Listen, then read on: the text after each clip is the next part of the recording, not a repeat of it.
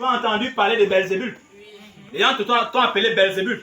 Nous supportions encore parce qu'on mangeait le pain que tu multipliais. Mais au stage aussi, le pain là pour nous tuer. Donc mieux, hein, on rentre dans nos maisons.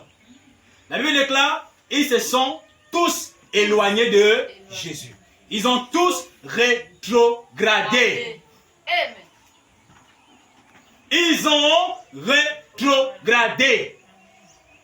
Et quand ils sont partis, Jésus a regardé le reste des personnes qui étaient devant lui. Il leur a demandé, et vous, qui dites-vous, pourquoi vous êtes encore là? Et vous, pourquoi vous ne rentrez pas? Pourquoi vous ne partez pas? Il y a un homme vaillant que j'aime bien, Simon-Pierre. Quand Simon-Pierre, il ne comprenait pas bien, mais il avait l'air de comprendre. Il se tient, il dit, et même s'il faut manger la chair de ce monsieur, vu tout ce qu'il a fait, en mangeant sa chair, nous ferions la même chose. C'est exact. S'il nous demande de manger sa chair, ça veut dire dans sa chair, il y a quelque chose qui nous poussera à faire comme il fait. Ce qui est sûr est que le soir, je vais lui poser la question de savoir de quoi voudrait-il dire en nous demandant de manger sa chair et son sang. Mais je crois du moins que même si c'était de manger sa propre chair là, cela a la vie. C'est pourquoi Simon-Pierre se retourne et dit à Jésus, Seigneur, à qui d'autre irons-nous? Si ce n'est qu'à toi qui as les paroles de la vie. Même si je ne comprends pas, je suis convaincu que c'est la vérité. J'irai m'agenouiller, j'irai prier, je vais supplier et Dieu me donnera la révélation. Il me donnera ce qu'il faut et je vais comprendre. Les autres, eux, ils ne faisaient pas confiance à Dieu. Comme le monde d'aujourd'hui. Ils entrent, ils disent qu'ils sont chrétiens, mais ils ne font pas confiance à Dieu. Ils ne sont pas capables de garder une promesse.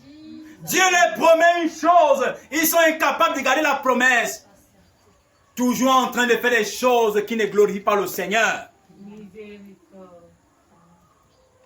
Si nous voulons communier avec Dieu, parlant de la première communion, qui est la communion avec Dieu, si nous voulons communier avec Dieu, c'est autour de sa chair, la chair et le sang de son Fils. Amen. Gloire à Jésus. Amen. Et quand nous regardons ce que c'est que la chair, c'est le vin. Le sang, quand on regarde que la chair, c'est le pain. Le sang, c'est le vin. Amen. Et quand on regarde le vin, plus loin, on constate que le vin, c'est l'esprit. Alléluia. Amen. Le vin, c'est l'esprit. La chair, c'est la parole. Amen. Amen. Amen. La chair, c'est la parole. Amen. Et une parole sans esprit est morte. Donc, l'une ou l'un ne va pas avec l'autre sans l'autre. Tous vont ensemble. Amen. Alléluia. Amen. Tous vont ensemble. Et c'est pourquoi à partir de ce moment, même si tu prends, soit dit la communion, si tu prends cette communion pour ce du dehors, sans respecter la parole, tu fais fausse route. Tu fais fausse route. Tu manques la révélation. Parce que pour celui qui a la révélation, le pain que nous mangeons, le pain en fait que nous mangerons, ce gâteau sans levain que nous mangerons tout à l'heure, c'est juste un gâteau. Le vin que nous allons boire ce soir, c'est juste un vin. Ça n'a rien d'extraordinaire à l'intérieur. Ce n'est pas le sang. Vous comprenez ce que je dis? Amen. Ça reste le vin. Le pain reste le pain. Mais nous prenons ça en commémoration. Amen. Alors, quand Jésus dit, il est nécessaire de manger ma chair, que dit la parole de Dieu? L'homme ne vivra pas de pain seulement, mais aussi de toutes paroles qui sont de la bouche de Dieu. Ça veut dire, on doit parole de Dieu. On mange la parole de Dieu. Amen. On doit manger la parole de Dieu. Alléluia. Et à partir du moment où nous mangeons sa parole, si nous demeurons dans sa parole et que sa parole demeure en nous, alors le sang nous remplit. Amen. Dans le sang, il y a la vie. Je vais dire, aujourd'hui, il y a des gens qui se tiennent devant la communion. Quand on dit il y a Sainte Seine, où il y a communion dans certaines églises, le jour là, ou le dimanche là, chacun commence à devenir saint. Quand c'est le matin, il fait tout pour ne pas dire mouf à son voisin. Quand il marche à l'église, dans ses vêtements blancs, marche comme un saint, arrive à l'église, s'assoit, et on chante des cantiques et tout, la parole passe. Quand l'heure de la communion arrive, la personne part avec révérence et prend la communion et mange. Quand la personne a mangé la communion, vous savez pourquoi? Parce qu'on leur a dit que s'ils venaient dans un état de souillure, ils peuvent mourir. Donc, ils ont peur de mourir. Ils ont peur du mal. Et c'est pourquoi ils viennent avec révérence. Dès qu'il a mangé la communion centrale son ventre, dès qu'il se retourne, les cornes repoussent. Quand il sort de la porte de l'église comme ça, il regarde devant, il regarde dehors. On lui dit, monsieur, s'il vous plaît, je n'ai pas avoir 100 francs pour la moto. Il a 100 francs à poser, il n'y a pas. Je n'ai pas. Il arrive à la maison, le voisin, son voisin, il commande les querelles. D'autres hommes rentrent, le même dimanche, ils battent sur leurs femmes. D'autres hommes rentrent, ayant pris la communion, et ils partent dormir dans la deuxième maison. D'autres hommes rentrent, des hommes parfois irresponsables, qui viennent devant Dieu, mangent la communion, pourtant ils sont incapables de payer l'école de leurs enfants. Ils sont incapables de rationner dans leur maison. Ils sont incapables d'aimer leur famille.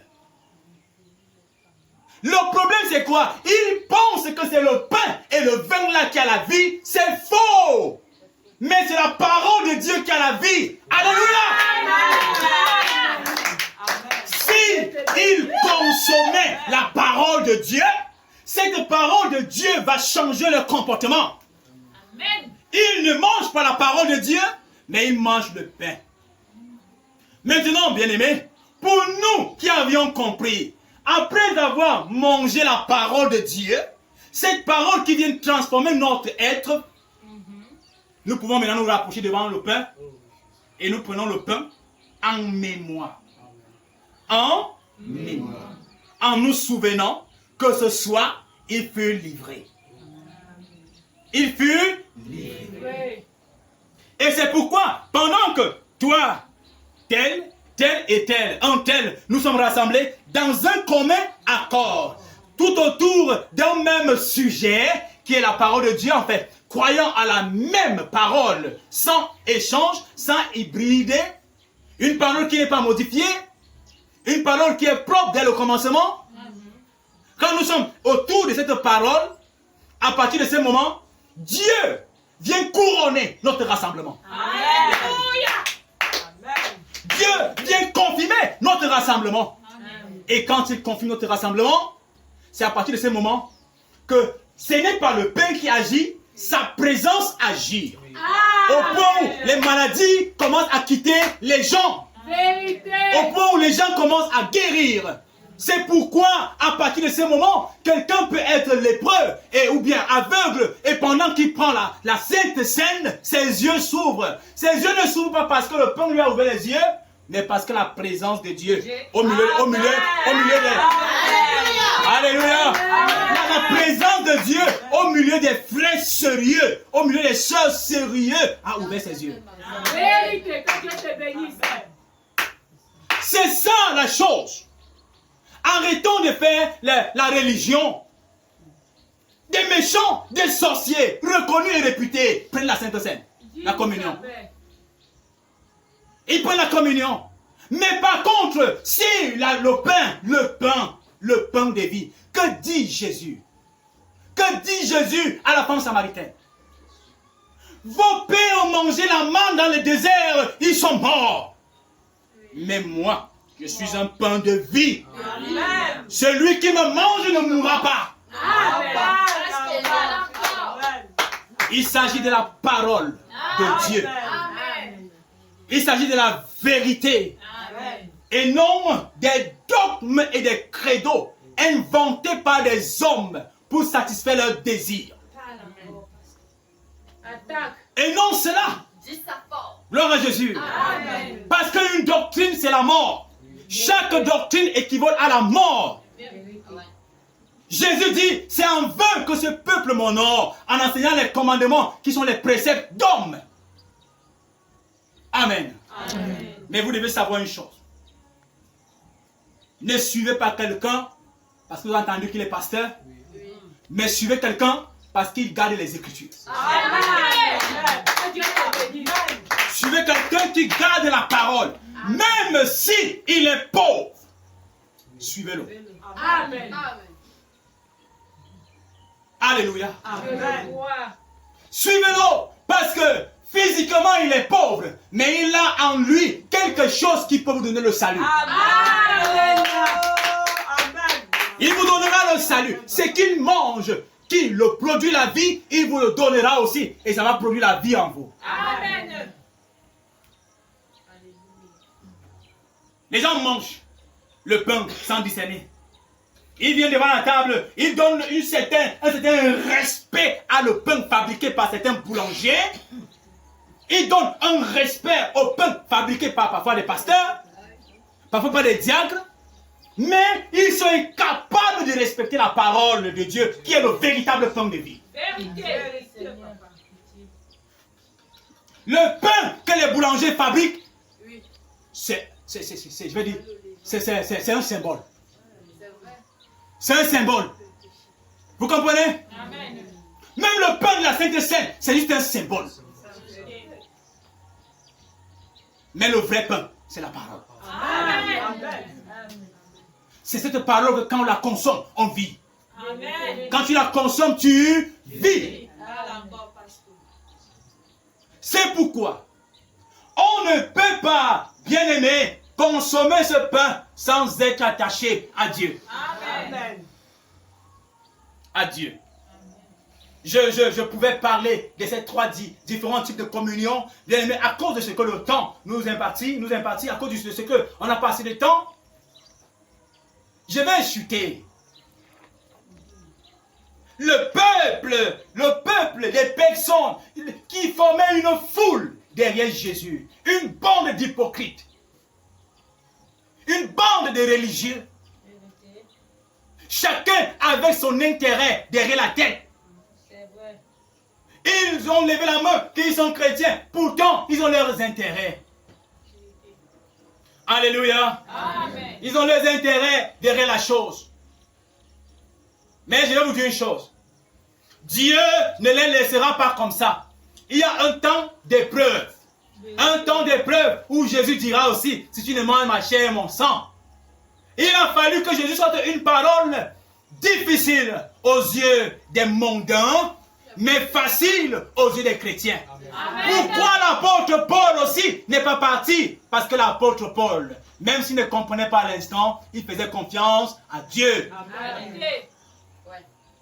Il ne suivait pas Jésus pour le miracle, il ne suivait pas Jésus pour la nourriture, mais il suivait Jésus parce qu'il croyait en Jésus. Amen. Il croyait que Jésus est le Messie. Amen. Mais toi, il y a des gens même qui sont chrétiens sans croire en Dieu, sans croire en Jésus. Des gens qui doutent même en Jésus. Par leur propre langage, vous sentez que ce sont des rétrogradés de longtemps. Depuis longtemps, ils ont rétrogradé. Vous voyez quelqu'un qui va encourager la polygamie. Il a rétrogradé depuis. Vérité. Vous allez voir un chrétien qui a des religieux qui acceptent, qui valident l'homosexualité. Ils ont rétrogradé depuis. Quoi qu'on les appelle les chrétiens, ils ne sont pas chrétiens. Ils ont rétrogradé depuis. Vous allez voir des religieux qui acceptent la zoophilie, l'inceste, ils ont rétrogradé depuis. Ils disent qu'ils suivent Jésus, c'est le mensonge. Alléluia. Amen. Mais par contre, frère, par contre, sœur, celui-là